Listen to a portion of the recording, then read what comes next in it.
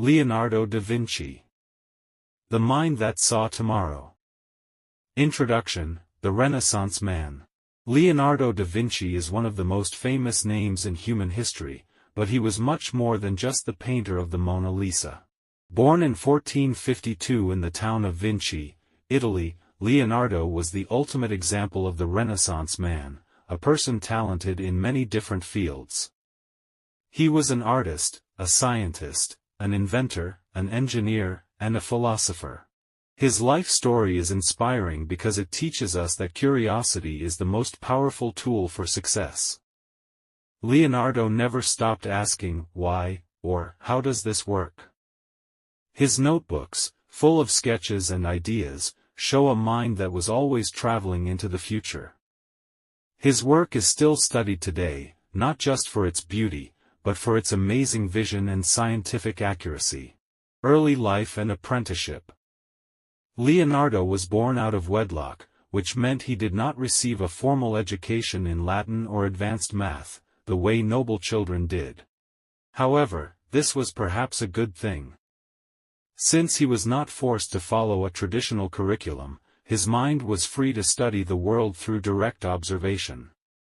He learned by looking, sketching, and experimenting. When he was about 14, his father, recognizing his artistic talent, sent him to Florence to become an apprentice to the famous artist Andrea del Verrocchio. This was a major turning point. In Verrocchio's busy workshop, Leonardo learned painting, sculpting, chemistry, for mixing pigments, and metalworking. A famous story from this time shows his talent. Verrocchio asked Leonardo to paint an angel in his work, The Baptism of Christ. When Verrocchio saw the angel Leonardo painted, it was so beautiful and lifelike that the master reportedly decided never to paint again, feeling that his student had surpassed him. Therefore, by his early 20s, Leonardo was already recognized as an exceptional talent. The engineer and architect. In 1482, Leonardo moved to Milan and started working for the powerful Duke, Ludovico Sforza. Interestingly, his first letter to the Duke did not focus on his art. Instead, Leonardo presented himself as a military engineer. He promised the Duke that he could design strong, light bridges that could be easily moved. Machines of war, like powerful cannons and armored vehicles, which were early designs for the modern tank. Systems for moving water and building fortifications. This period was incredibly productive. While in Milan, he did paint two of his most famous works, The Last Supper and The Lady with an Ermine. But more importantly, he filled hundreds of pages of his famous notebooks with technical drawings. These notebooks were his secret laboratory. He designed flying machines, multi-barreled guns, and even a diving suit. Many of these inventions were far too advanced for the technology of the 15th century, but they prove that Leonardo's mind was living centuries ahead of his time. The unfinished masterpieces and the quest for perfection. Leonardo often struggled to finish his work.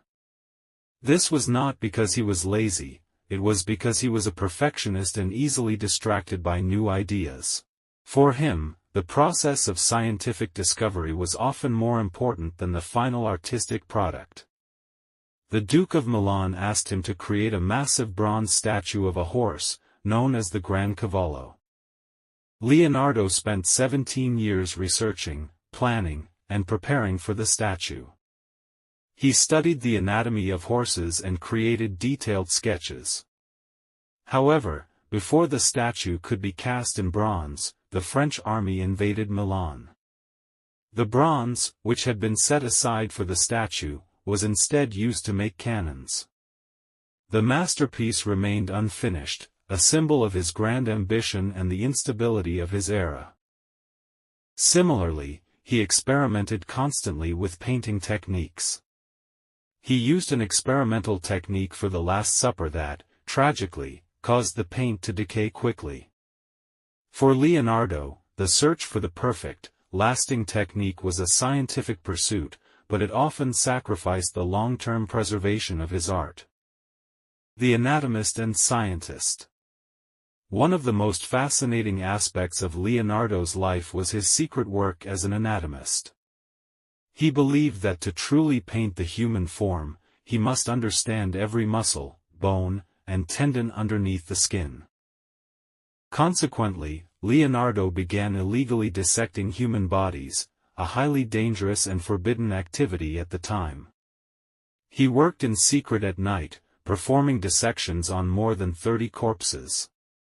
His goal was not just to draw what he saw, but to understand how life worked. His anatomical drawings are still considered masterpieces of science. His sketches of the human heart, the bones of the foot, and a baby in the womb are incredibly detailed and accurate. They were so precise that they were not fully understood or widely published until hundreds of years after his death. This means that for centuries, humanity did not benefit from his amazing medical knowledge because it was hidden in his private codes and notebooks. The Mona Lisa, a study of the soul. Around 1503, Leonardo began work on the portrait that would become the most famous painting in the world, the Mona Lisa. The sitter for the painting is widely believed to be Lisa Gherardini, the wife of a Florentine merchant.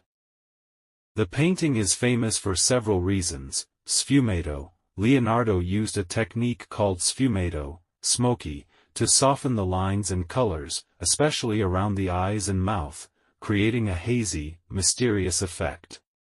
The smile. The Mona Lisa's smile is deliberately ambiguous. It seems to change depending on where the viewer looks, inviting endless speculation about her mood and identity. Psychological depth. Leonardo was trying to paint not just a face, but the inner life and soul of the person. He never delivered the painting to the person who commissioned it. He considered it his most precious possession and carried it with him for the rest of his life. For Leonardo, the Mona Lisa was not just a portrait, it was a constant experiment in capturing the mystery of human existence. Later years and legacy. In his later years, Leonardo accepted the invitation of King Francis I of France to become the premier painter and engineer and architect to the king. He was given a small mansion, the Château du Clos-Luce, near the king's residence. Here, he spent his time organizing his vast collection of notebooks and advising the king on various subjects, including architecture and court festivals. He brought the Mona Lisa and his other favorite works with him to France. He died there in 1519 at the age of 67. Leonardo da Vinci left behind a legacy defined by tireless exploration. His life teaches us that the lines between art and science are artificial. True genius lies in seeing them as one continuous field of study. He constantly reminded himself in his notes to learn how to see and observe everything. He was a man who lived outside the norms of his time, focused completely on understanding the universe. His life is a powerful reminder that the greatest discoveries often come from the people who refuse to specialize and instead choose to be forever curious about the whole world. He truly was the mind that saw tomorrow. Final thoughts and next challenge. We hope this biography of Leonardo da Vinci inspired you. His life proves that curiosity is the secret to change the world. Now, tell us in the comments which one of Leonardo's inventions, the parachute, the tank, or the flying machine, would you want to see built first? Use simple English to answer. If you want to keep learning about people who change the world and improve your intermediate English, subscribe to English Story Source right now. We post new lessons and stories every day.